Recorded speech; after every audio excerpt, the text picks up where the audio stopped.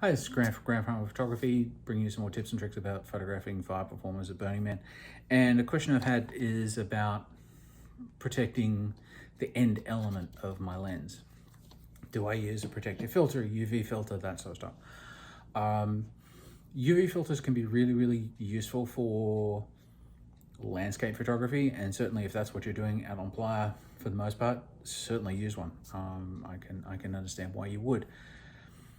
For fire performance, the problem is that you will end up getting more lens flares in your lens and on your sensor if you use an additional filter.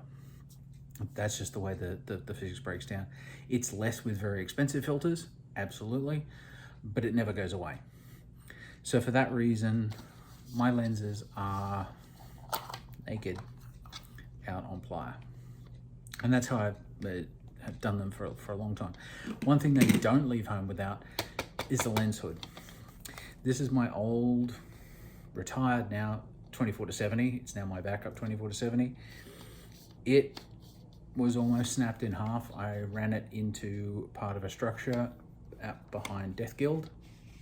That's a story for another time. And part of this lens was literally hanging off. Now that's a testament. It's a testament to Canon construction that I was able to hold it back together and then go and make images all through burn night with this camera. And then I was able to kind of push it back together. It just kind of snapped apart.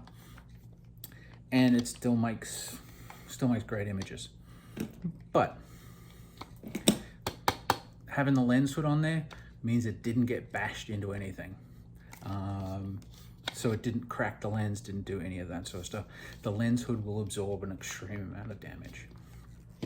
One type of filter I will take out is a polarizer filter. Gives you a very nice contrast in skies, turns blue skies dark. One thing you have to remember with polarizer filters is they work best 90 degrees to the sun. So they will work primarily north and south. And also remember, 6 o'clock is not south at Burning Man. The Burning Man circle is not laid out according to north-south.